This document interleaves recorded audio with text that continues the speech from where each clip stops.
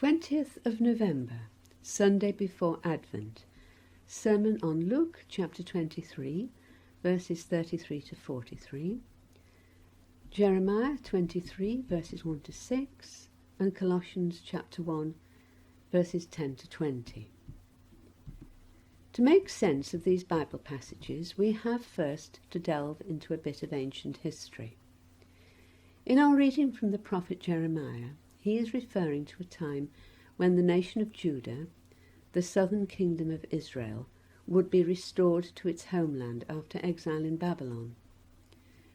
God had allowed the entire nation to be taken captive because of unfaithfulness to him.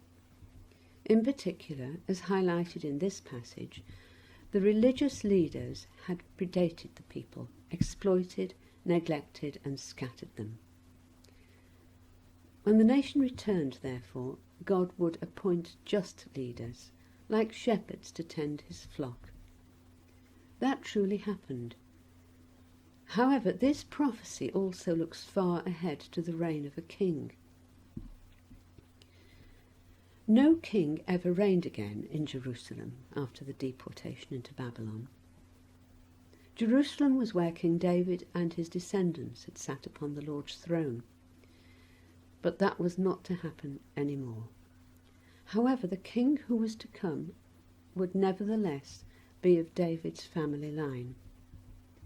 This king would be raised up by the Lord himself, and he would reign wisely, bringing justice and righteousness, safety and salvation.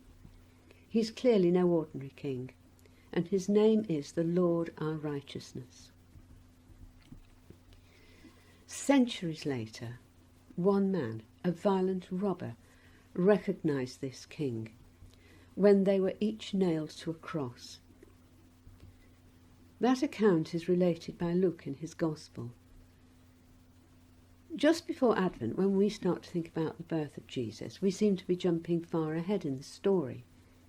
But today is the feast of Christ the King, and it is right that we remember that Jesus was not just a baby, but a king born in David's line, with the fleshly right to the throne through his mother Mary, a descendant of David, and the legal right through Joseph, also a descendant of David, and who stood as Jesus' father.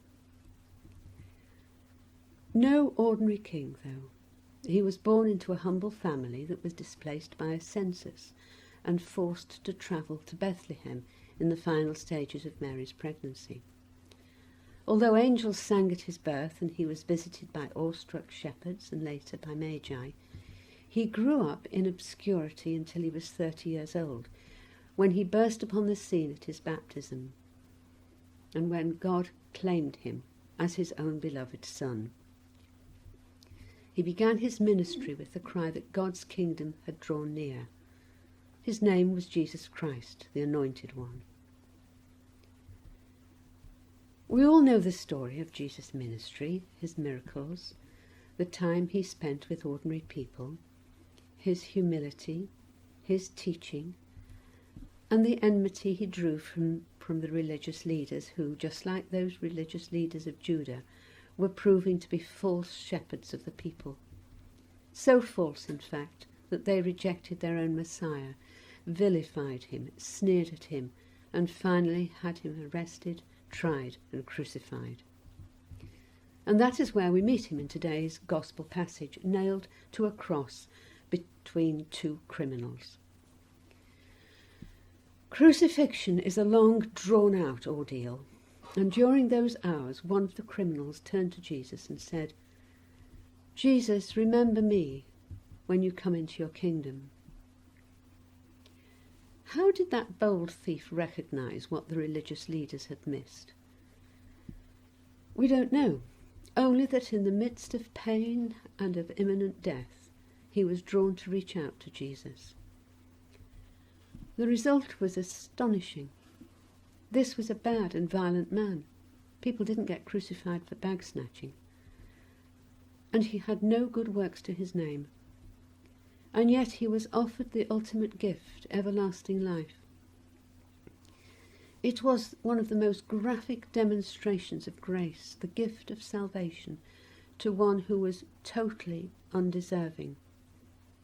And undeserving as he was, he entered the kingdom.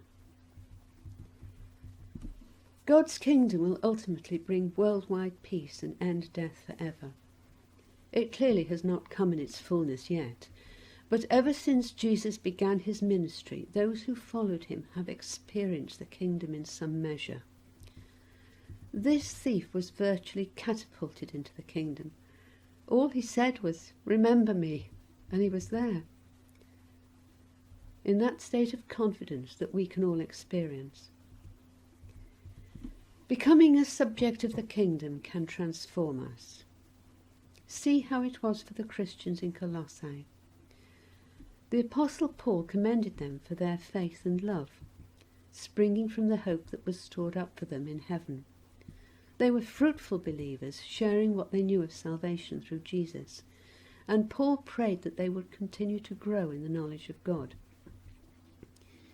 And the reason for the joy in this church is because of their King, through whom God has rescued them, and us of course, from the dominion of darkness and brought into the kingdom of his light. This King is the image of the invisible God, the firstborn of creation, a King who has created all things, one in whom all things hold together. He is the head of the church, and in him all God's fullness dwells. But even these qualifications pale into insignificance in the light of the redeeming work of this King, who shed his blood for us to give us life and peace. The author, Mary Runno, wrote a book called The King Must Die. It's a retelling of the fable of King Theseus of Athens, who risked his life to travel to Crete with the young Athenian men and women chosen as offerings to the terrible Minotaur. There he defeated the monster and saved the lives of his compatriots. I don't think Mary Runno was a Christian, but in writing her book she inadvertently hit upon a prototype of Jesus Christ. The philosophy underpinning Theseus' sacrifice was that at times of national danger and risk to life, it was the king who must die in order to save his people. I doubt if there ever was such an earthly king, but in Jesus Christ we have the perfect example of one who truly did give his life to save us, poured out his blood on the cross. The account of the thief is of one who saw a kingdom on a cross. Somehow he recognized what so many had failed to see, for they were looking for a king and Messiah with royal trappings, military might, wealth, power and glory, all the tawdry elements that so impress humans. But our King needed no such ornaments. He shone forth with God's own glory and power, even when nailed to a cross. He is our King who will one day return to bring in his kingdom in its fullness. But today we remember him as Christ, who is already our King, reigning within our troubled world and assuring us of victory. Amen. Come, Lord Jesus.